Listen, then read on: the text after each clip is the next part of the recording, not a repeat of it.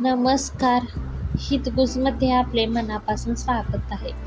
आज आपण पौष महिन्याच्या शुक्ल पक्षातील अष्टमी तिथीला सुरू होणार आणि पौष पौर्णिमेपर्यंत चालणारा शाकंभरी नवरात्रोत्सव कसा साजरा केला जातो, तसेच देवी शाकंभरी कोण आहे, तसेच या देवीच्या पूजेची मांडणी कशी करावी, शाकंभरी नवरात्रीचे महत्त्व काय आहे, शाकंभरी देवीची कथा काय आहे, तसेच या नवरात्रीचे महत्त्व आणि वैशिष्ट्य काय आहे याविषयी माहिती जाणून घेणार आहोत. पौष महिन्याच्या शुक्ल पक्षातील अष्टमी तिथीपासून सुरू होतो आणि पौष पौर्णिमेपर्यंत चालतो.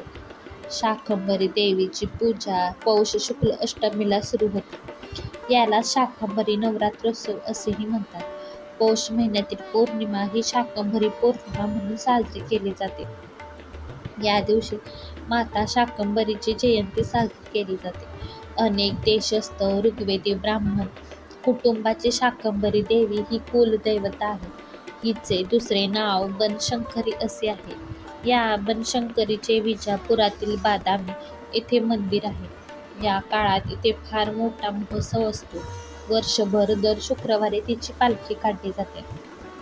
आता आपण जाणून घेऊया की देवी शाकंभरी कोण आहे. शाकंभरी देवी ही भाजीची देवी असल्याचे म्हटले जाते. देवी शाकंभरी हे माता पार्वतीचे रूप आहे. तिला अनेक नावे आहेत. माता शाकंभरीला देवी वनशंकरी आणि शताक्षी असे म्हणतात. देवी भागवत पुराणात शाकंभरी मातेचे वर्णन देवी दुर्गेचे रूप असे केले आहे. पुराणानुसार देवी पार्वतीने प्रभू शंकराला मिळवण्यासाठी कठोर तपश्चर्या केली. देवीने अन्न आणि पाणी सोडून दिले होते आणि जगण्यासाठी फक्त पालेभाज्यांचे सेवन केले. म्हणूनच तिला शाकंभरी असे नाव पडलं. दुसऱ्या आख्यायिकेनुसार जेव्हा पृथ्वीवर 100 वर्षे पाऊस पडला नाही, तेव्हा मानवांचे दुःख पाहून ऋषींनी मातेची प्रार्थना केली. मग शाकंभरीच्या रूपेने मातेने आपल्या शरीरातून जन्माला आलेल्या वनौषधींमधूनच विश्वाचे पालन पोषण केले. अशा प्रकारे देवीने विश्वाचा नाश होण्यापासून वाचवले. त्यामुळे शाकंभरी जयंतीच्या दिवशी फळे, फुले आणि हिरव्या भाज्या दान करण्याचे महत्त्व खूप आहे. आता आपण जाणून घेऊया पूजेची मांडणी कशी करावी. पौष महिन्याच्या अष्टमी तिथीला सकाळी उठून स्नान करावे. प्रथम गणेशाची आराधना करावी आणि नंतर माता शाकंभरीचे ध्यान करावे. लाकडी पाटावर लाल कपडा घालून आईची मूर्ती किंवा फोटो ठेवा. ताजी फळे आणि हंगामी भाज्या पूजेभोवती चौबाजूने ठेवा. गंगाजल शिंपडून देवीची पूजा करा. तिच्या प्रसादात खीरपुरी, फळे, वनस्पती, भाज्या, खडीसाखर, मिठाई, मेवा यांचा नैवेद्य अर्पण करा. देवीला पवित्र अन्न अर्पण करा आणि तिची आरती करा. आता आपण जाणून घेऊया शाकंभरी नवरात्रीचे महत्त्व. देवी शाकंभरी ही मा आदिशक्ती जगदंबेचा सौम्य अवतार आहे. त्यांना शाकंभरी हे नाव पडले कारण त्यांनी भाजीपाला देऊन जगाला दुष्काळ आणि उपासमारीपासून मुक्त केले. शाकंभरी मातेच्या उपासनेने जीवनात समृद्धी, आरोग्य आणि ऐश्वर्य प्राप्त होते. शाकंभरी नवरात्रीच्या दरम्यान भक्त विशेषतः देवीला ताजी फळे, भाज्या आणि पालेभाज्या अर्पण करतात. असे केल्याने भक्तांना देवी आईचा आशीर्वाद मिळतो.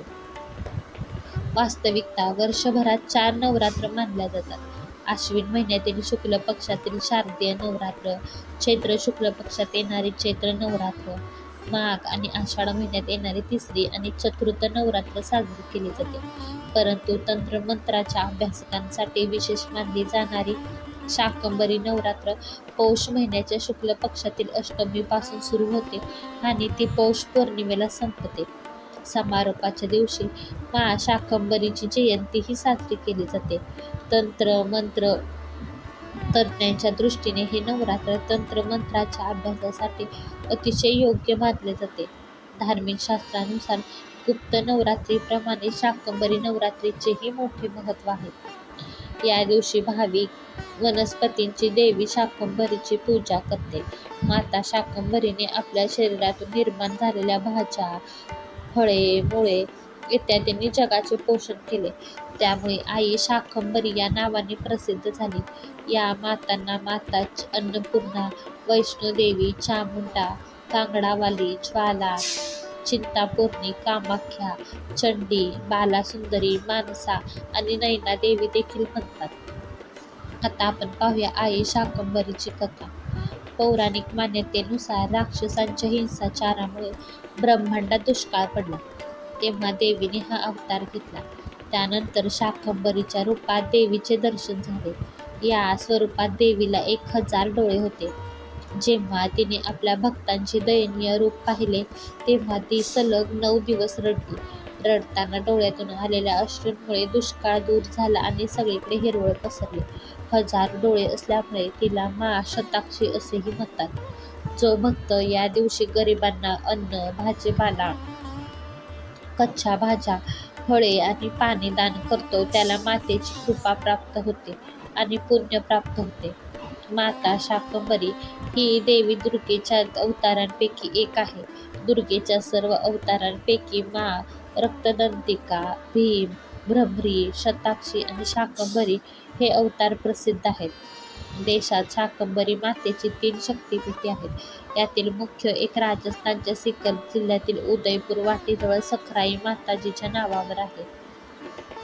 दुसरे स्थान राजस्थानातील सांभर जिल्ह्याजवळ शाकंभर आणि तिसरे स्थान उत्तर प्रदेशातील मेरठ जवळील सहारनपूर येथे 40 किलोमीटर अंतरावर आहे.